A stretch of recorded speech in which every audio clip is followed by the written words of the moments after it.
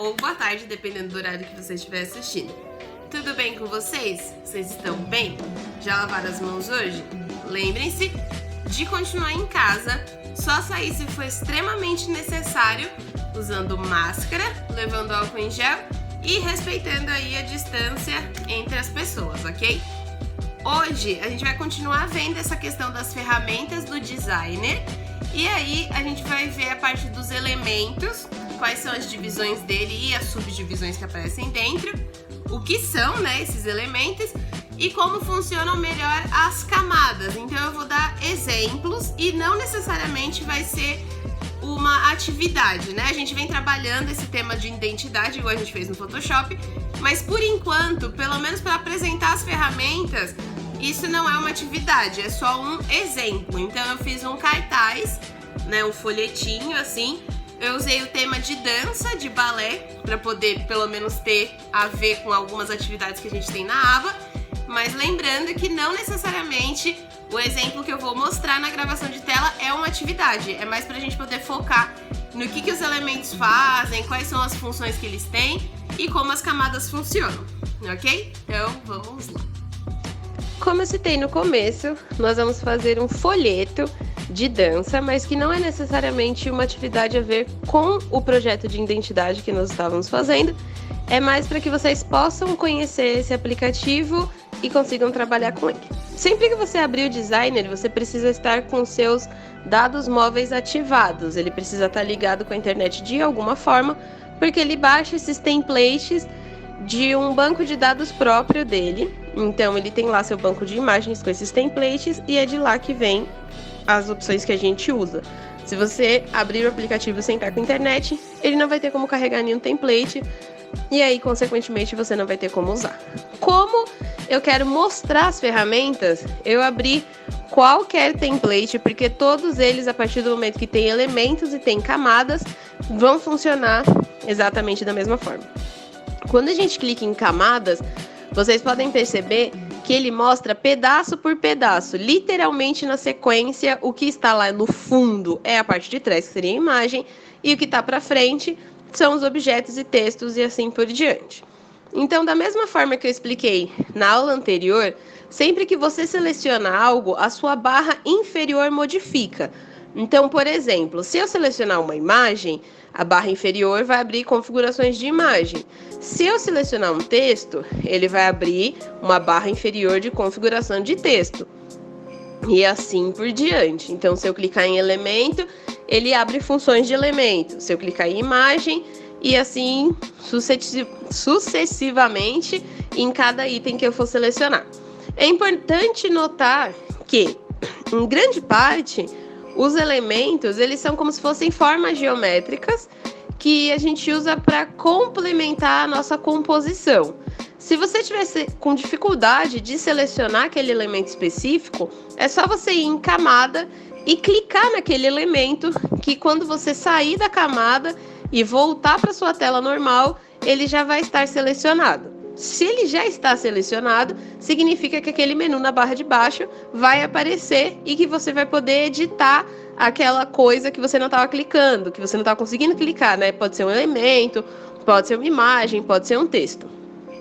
Vocês vão perceber que é muito fácil excluir tudo. Então, supondo que você erre algo, você não precisa ficar muito preocupado, porque, novamente, ele tem o botão de desfazer lá na parte de cima, mas ele também tem muitas funções de substituir. Então, por exemplo, aqui eu estou reforçando o que eu mostrei no vídeo anterior, que se você selecionar uma imagem, ele tem um botão chamado substituir, e aí você pode usar imagens do estoque. Esse estoque é um banco de imagens gratuito, eu também expliquei isso no vídeo anterior. E aí, o que nós vamos fazer? Aqui eu guardei aquele exemplo, abri um novo, e esse novo vai ser o meu folheto relacionado à dança. Sempre que vocês verem essa imagenzinha carregando, significa que ele está baixando aquele template. Então, só para fixar, nós podemos usar qualquer template de qualquer coisa, desde que você entenda que isso é só um modelo. É mais importante a gente focar no tamanho do que nas coisas que ele traz, porque a gente vai poder mudar o texto, a gente vai poder mudar os objetos, vai poder mudar a foto. Então, basicamente, o template, a nossa maior preocupação é realmente a medida, muito mais do que a estética, ok? Cliquei ali na minha foto. Eu estou procurando diversas funções diferentes. Vocês vão ver que eu vou usar muitas palavras no estoque para poder ver quais são as opções que ele me traz. E tudo isso está em tempo real. Então, o tempo de carregamento, o tempo para poder trocar as imagens, o tempo de digitar o texto, tudo isso é um tempo real. Por enquanto, eu não acelerei a tela enquanto a gente está fazendo o projeto, só para vocês realmente terem uma noção de como funciona. Uma coisa que eu percebi é que ele tem dificuldade em achar palavras muito específicas. Então, se você for muito minucioso na palavra que você quer, por exemplo, paralelepípedo, ele não vai ter esse tipo de imagem. A gente tem que ser um pouco mais genérico. Então, por exemplo, eu procurei máscara e ele entendeu em inglês. Isso também pode ser um pequeno problema, mas aí eu vou sempre orientar vocês qual palavra usar para vocês poderem escolher direitinho. E aí vocês vão ver que quando eu coloco, por exemplo, Covid, ele não traz nenhuma imagem. Então, assim, ele não é um banco de dados muito cheio. Provavelmente o estoque de imagem deles não tem tantas palavras, como eu falei, específicas, mas ele tem palavras um pouco mais genéricas. Então, o que eu posso fazer? Eu posso colocar, por exemplo, a palavra dança, ou dance, ou treino, e ver quais são as palavras que aparecem uma imagem melhor. Eu queria que aparecesse alguma imagem de atividade física. Só que se eu colocasse o termo atividade física, ia acontecer igual quando eu coloquei ali dança em português. Não apareceu. Então eu substituí por dance em inglês e apareceram outras imagens. Então, para as próximas aulas, quando a gente precisar usar o estoque e eu perceber que não aparecem tantas imagens usando o termo em português, o que eu vou fazer vai ser ajudar vocês falando a palavra em inglês para que o estoque consiga achar e aí a gente consiga fazer o nosso trabalho, ok?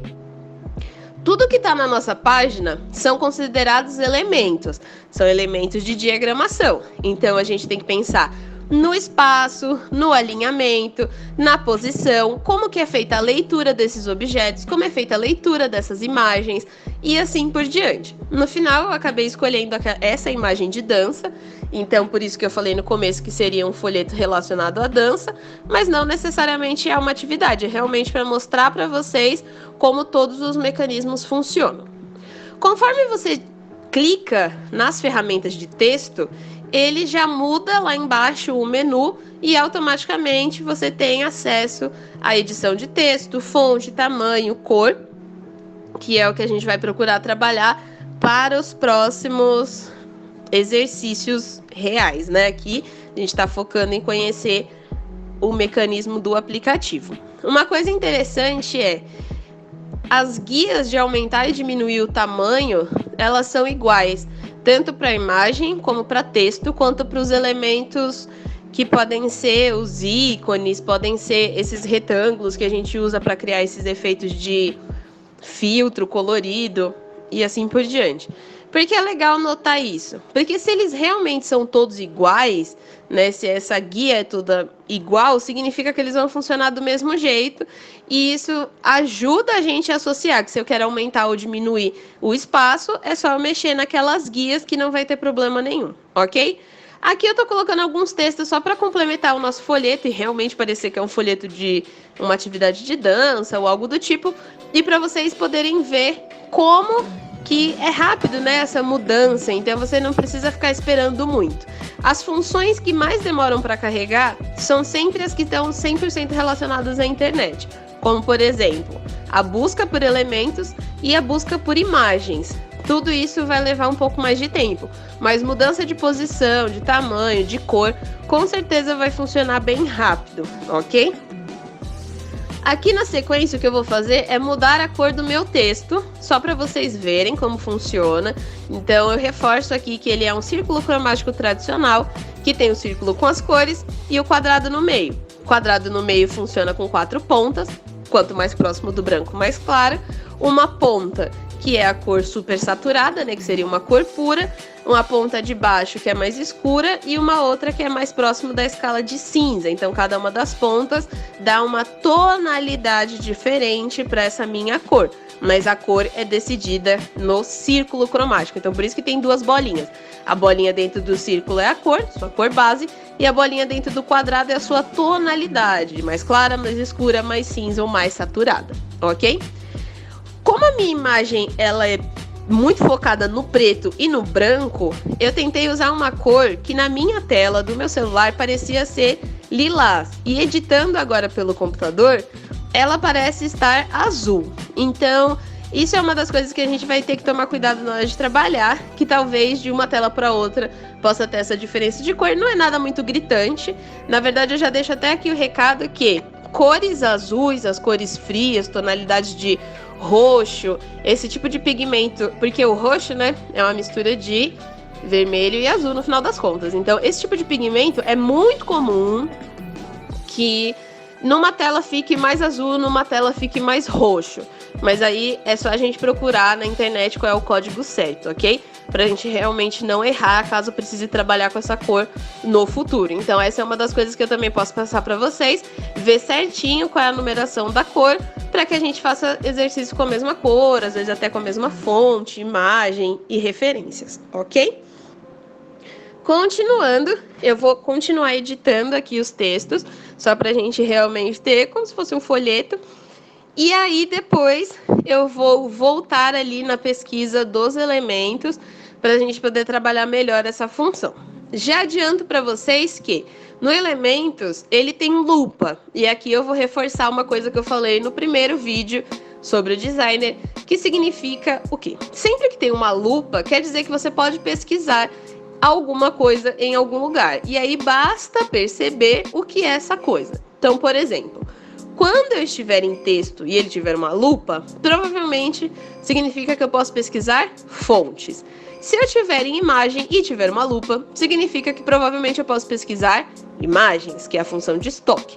E a mesma coisa vai acontecer quando eu estiver em elementos e eu puder pesquisar algo, significa que eu vou poder pesquisar as minhas imagens, ok?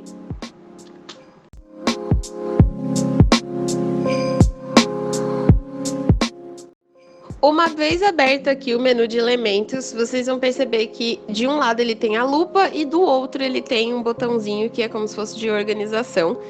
E é ali que você vai clicar para poder ver as categorias. Então, elementos, dá para entender dentro desse aplicativo que são como se fossem stickers ou adesivos.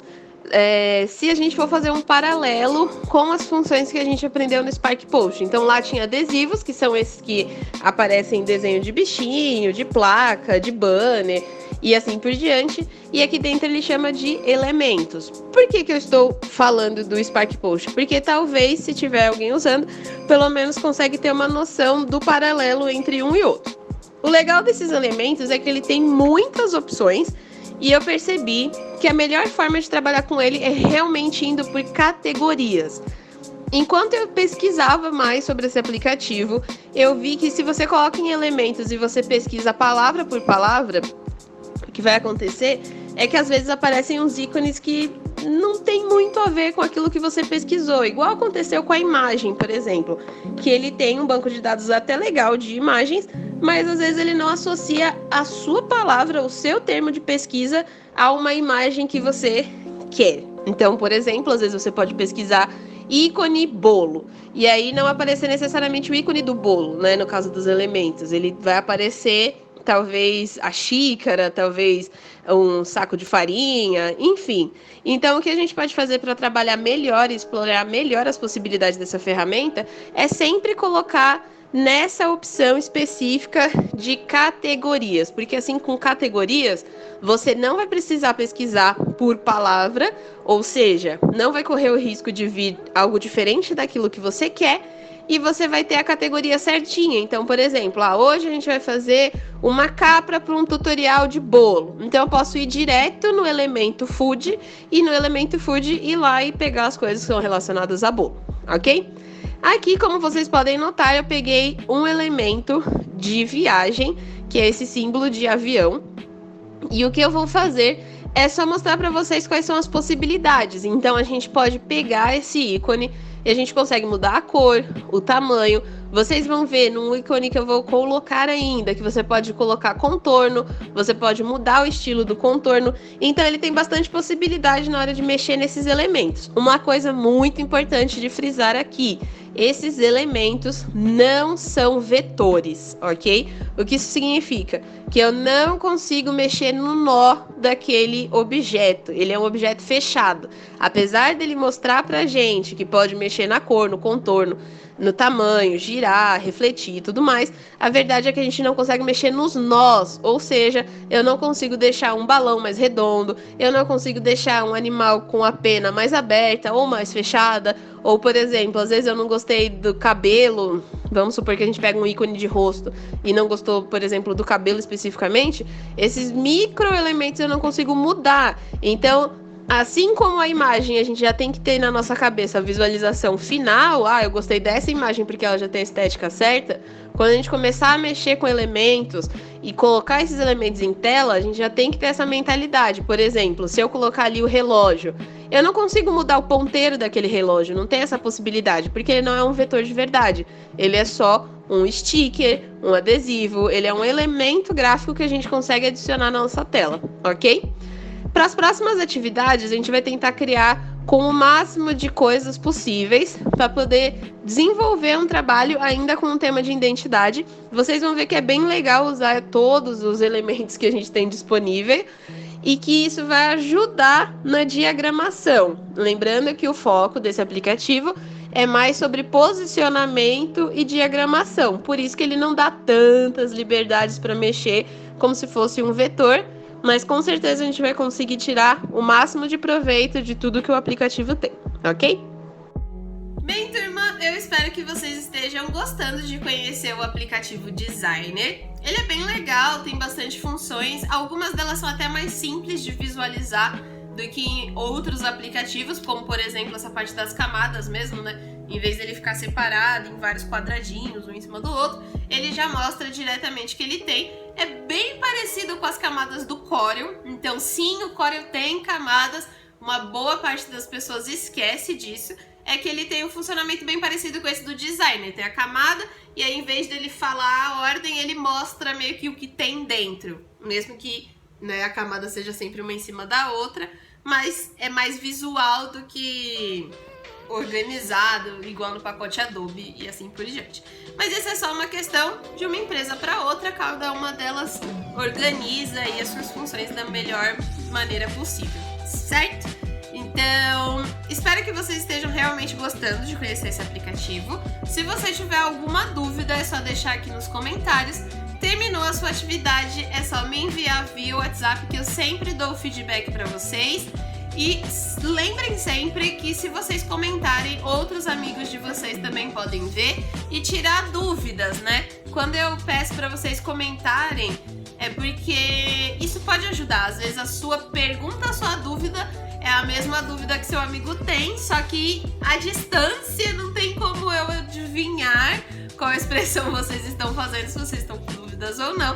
Então comentem, sempre procurem comentar. Essa função aqui eu achei isso, essa função aqui eu achei aquilo, porque é importante e, como eu falei, às vezes a sua dúvida pode ser a dúvida de uma outra pessoa, certo? Então, muito obrigada por ter visto esse vídeo até aqui, até o próximo vídeo e